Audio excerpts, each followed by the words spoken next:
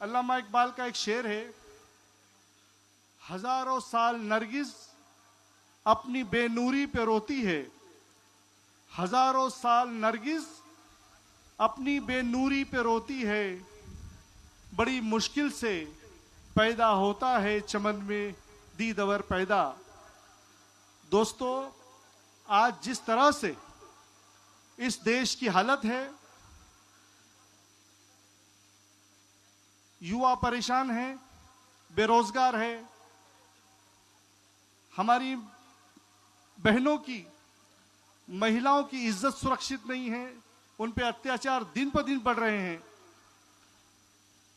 शेतकरी आत्महत्या कर रहे हैं, उनका हामी भाव नहीं मिल रहा है, उसके लिए वो रास्तों पर उतरे हुए हैं। आज छोटे बड़े सभी उद्योगपति जीएसटी की मार झेल रहे हैं, युवक रास्ते पर है, उनके हक अधिकार को दबाया जा रहा है, सारे देश में हाहाकार मचा हुआ है। इसी तरह से ये देश हमारी संपत्ति है, हमारी इस संपत्ति को बेचने का काम किया जा रहा है। ऐसे हालात में आज एयरपोर्ट बिक गया, रेलवे बिक गई, बड़े बड़े संस्थान बिक गए, यहां तक के लाल किला जिसपे पंत प्रधान जी हर साल अपनी आवाज सुनाते हैं वो भी बेच डाला। जिस तरह से एक बेवड़ा आदमी अपने घर की तमाम चीजें बेच देता है, उसी तरह से इस देश की निकम्मी सरकार हमारे देश के ये जो हमारा अधिकार है, हमारी प्रॉपर्टी है, वो बेचने निकली है। ऐसी निकम्मी सरकार को हमको अगर आईना दिखाना है,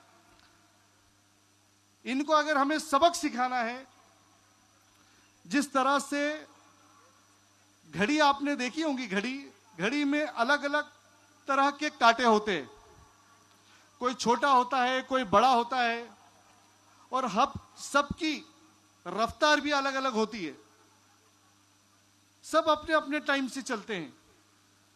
लेकिन जब किसी के 12 बजाने के हो तो सारे कांटे एक जगह पे आते। तो आज ऐसी निकम्मी सरकार के हमको अगर 12 बजाने हैं तो दोस्तों हम सबको एक जगह आना पड़ेगा, हम सबको एक होकर लड़ना पड़ेगा इस सिचुएशन से। जब तक हम एक नहीं होंगे, ऐसी ताकतें आप में और हम में झगड़ा लगाने का काम देश के नाम पर, जबान के नाम पर, खाने पीने के नाम पर, इबादत के नाम पर हमको एक दूसरे से लड़ाते रहेंगे। क्या चल रहा है इस देश में? हर दो समाज आपस में लड़ रहे हैं, इन्हें लड़वाया जा रहा है। तो ऐसे हालात में हम सब लोगों ने मिलकर एक होकर जो हमारे अधिकार हक के लिए लड़ते हैं उनके पीछे खड़े रहना पड़ेगा।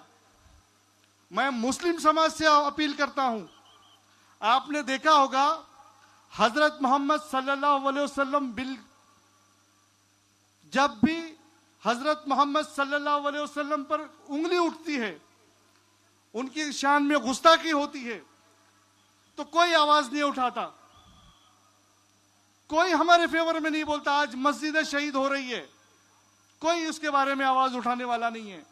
एनआरसी सीए का मसला इतना बड़े पैमाने पे हुआ था, शाहीन बाग आपने पूरे देश में देखा। इस शाहीन बाग को फोर्सफुली दबाने का काम इस पुलिस ने किया था, पूरे देश में इस सरकार ने किया था।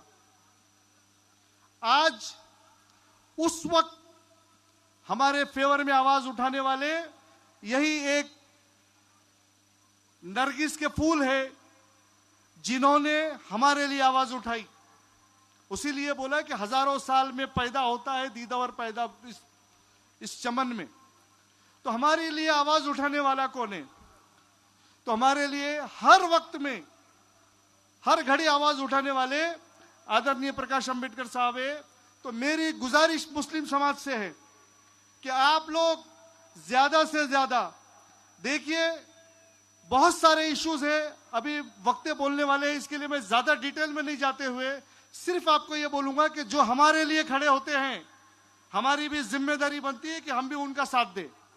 और मैं गुजारिश करता हूं साहब आपसे, आपने जो भी डिसीजन लिया, भले वो इंडिविजुअल हो या जो भी हो, हम सब आपके साथ में हैं और आखिरी सांस तक आपके साथ में रहेंगे। ये मैं इन सब जनता की तरफ से आपसे एक वादा करता हूं। और दोस्तों, आपसे भी एक गुजारिश है, अगर हम एक मजबूत ताकतवर इंसान के साथ में खड़े रहेंगे, उनका हाथ पकड़ेंगे, एक मजबूत हाथ, तो हमको किसी के पैर पकड़ने की कभी जरूरत नहीं पड़ेगी।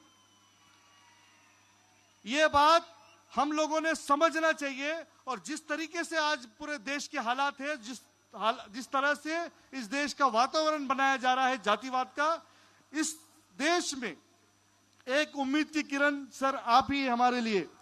तो मैं फिर एक बार आप सभी से गुजारिश करता हूं, सभी भाइयों से रिक्वेस्ट करता हूं कि हम आज ये अहद करेंगे कि 2024 में आदरणीय प्रकाश अंबेडकर साहब के मजबूत हाथ पकड़ के हम खुद भी मजबूत होंगे।